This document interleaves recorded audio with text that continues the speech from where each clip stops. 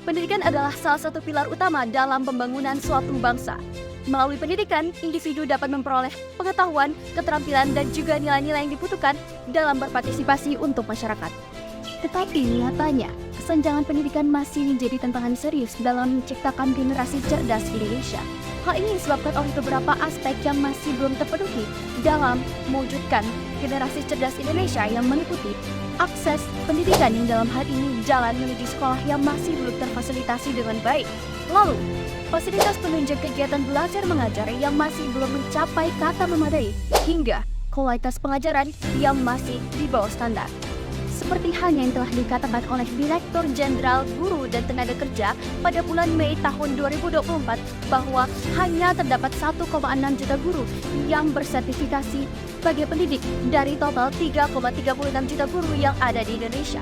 Lantas, apa yang akan saya lakukan jika saya terpilih menjadi salah satu anggota Dewan Perwakilan Rakyat Republik Indonesia? Saya Irene Ova Aurelia, calon legislatif Parlemen Remaja tahun 2024, akan mengajukan kebijakan yang terintegrasi dan juga komprehensif guna mencapai cita-cita bangsa Indonesia tahun 2045 dengan memaksimalkan 3 fungsi DPR.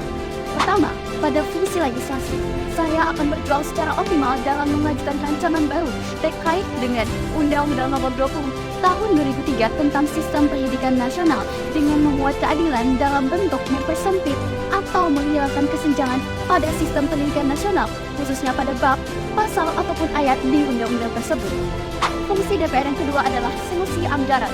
Pada fungsi kali ini, DPR akan bekerja sama dengan Kementerian PUPR dalam meningkatkan kualitas akses jalan, khususnya pada daerah 3T untuk menuju ke sekolah-sekolah yang mereka tuju. Selain itu, DPR juga akan bekerja sama dengan Kemendikbud dalam meningkatkan kualitas sistem pendidikan nasional, khususnya pada kualitas fasilitas pengajaran seperti laboratorium, ruang kelas, maupun teknologi informasi.